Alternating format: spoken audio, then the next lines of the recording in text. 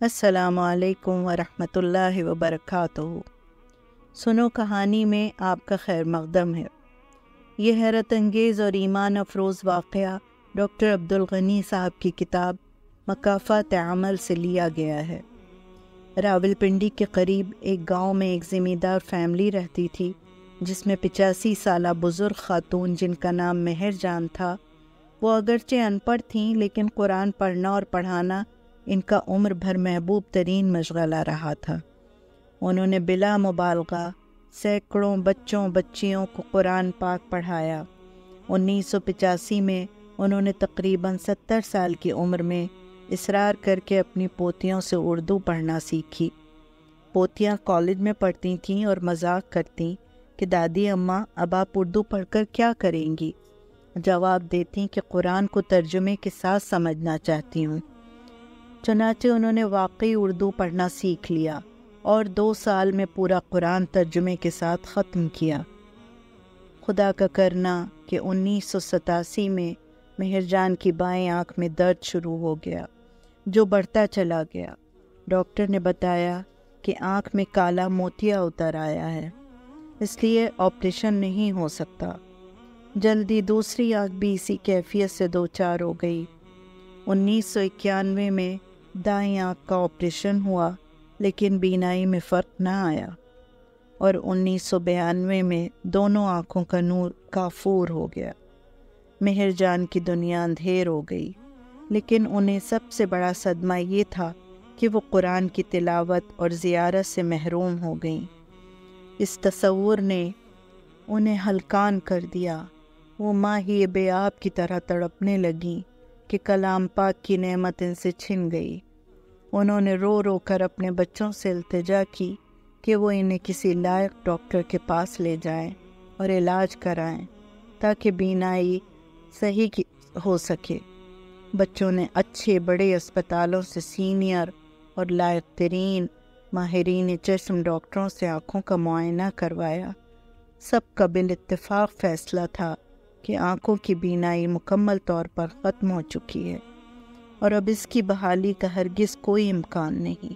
سارے ڈاکٹروں نے محترمہ مہر جان کو صبر کی تلقین کی اور اللہ سے دعا کرنے کا مشورہ دیا، لیکن مہر جان کا اصرار تھا کہ ہر قیمت پر ان کا علاج کروایا جائے۔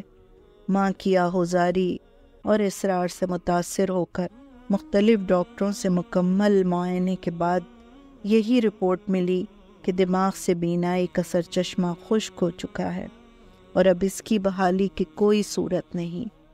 1998 میں ان کے گاؤں میں آئی کیمپ لگا۔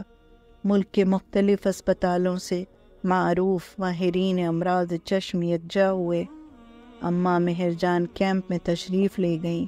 سب ڈاکٹروں سے فرداً فرداً ملیں اور اضطراب اور اصرار کے ساتھ درخواست کی کہ ان کی آنکھوں کا علاج کیا جائے۔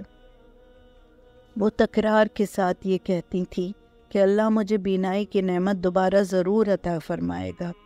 میری زندگی کی سب سے بڑی تمنا ہی یہ ہے کہ میں قرآن پڑھتی رہوں اور جب دنیا سے کوچ کروں تو میرے لب قرآن کی تلاوت کر رہے ہوں۔ لیکن کسی ڈاکٹر نے بھی ان کو امید کی بشارت نہ دی۔ وہ اپنے معائنے کے دوران درود پاک کا ورد کرتی رہتی تھیں۔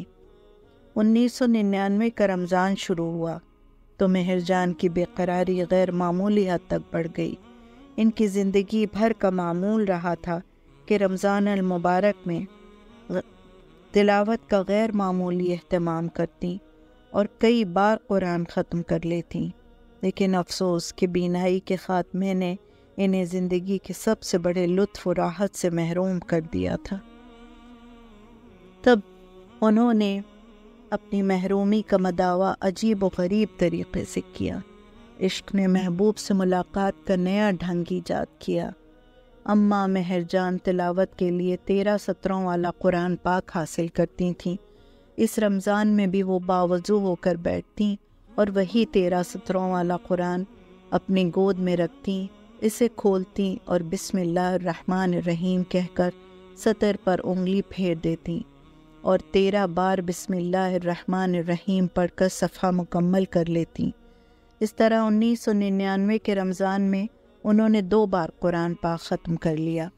اس رمضان میں انہیں کئی بار خواب آیا کہ ان کی بینائی لوٹ آئی ہے، لیکن نیند سے بیدار ہوتیں تو ماحول بدستور تاریک پاتیں، تب رو رو کر آہوزاری کرتیں، اللہ سے اپنی بینائی بحال ہونے کی التجا کرتیں تاکہ قرآن کریم دیکھ کر پڑھ سکیں۔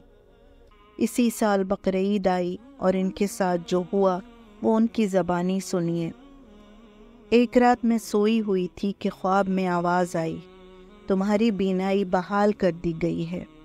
میں خوشی سے نہال ہو گئی، بیدار ہوئی تو اندازہ ہوا کہ فجر کا وقت تھا۔ وضو کیا، نماز پڑھنے لگی تو آنکھوں کے سامنے روشنی محسوس ہوئی، مجھے جائے نماز نظر آ رہی تھی۔ نماز سے فارغ ہو کر کمرے سے باہر صحن میں آئی تو ارد گرد کے مکانات دکھائی دے رہے تھے۔ میں بے پایاں خوشی کے ایک نئے احساس سے سرشار ہو گئی، لیکن میں نے ضبط کیا اور خاموش رہی۔ طلوع آفتاب کے آثار واضح ہوئے تو مجھے ہر چیز نمایاں ہو کر نظر آنے لگی۔ میں نے سوچا کہیں یہ کوئی خواب تو نہیں، لیکن یہ حقیقت تھی۔ میرے مالک نے میری التجائیں سن لی تھیں اور قرآن کریم کی برکت سے مجھے بینائی کی کھوئی ہوئی بے مثال نعمت دوبارہ مل گئی تھی۔ تب میں اپنے کمرے میں دوبارہ آئی، قرآن مجھے دور سے نظر آ گیا۔ میں نے دوڑ کر اسے اٹھا لیا، سینے سے لپٹایا، خوب چوما اور پھر کھول کر دیکھا تو اس کے مبارک حروف میرے سامنے جگمگا رہے تھے۔ میں خوشی سے رو رہی تھی اور قرآن کو والہانہ انداز سے چوم رہی تھی۔ میں نے رو رو کر زور زور سے آوازیں دے کر گھر کے سارے افراد کو اکٹھا کر لیا۔ سب حیران تھے، مبہوت تھے اور اللہ کی حمد و ثنا کر رہے تھے۔ اس کہانی سے اور اس واقعے سے ہمیں یہی سبق ملتا ہے کہ کسی حال میں بھی امید کا دامن ہاتھ سے نہیں چھوڑنا چاہیے اور اللہ کی رحمت سے کبھی بھی مایوس نہیں ہونا چاہیے۔ اس کے ساتھ ہی رخصت چاہوں گی، اللہ نے چاہا تو پھر ملیں گے کسی نئے موضوع کے ساتھ۔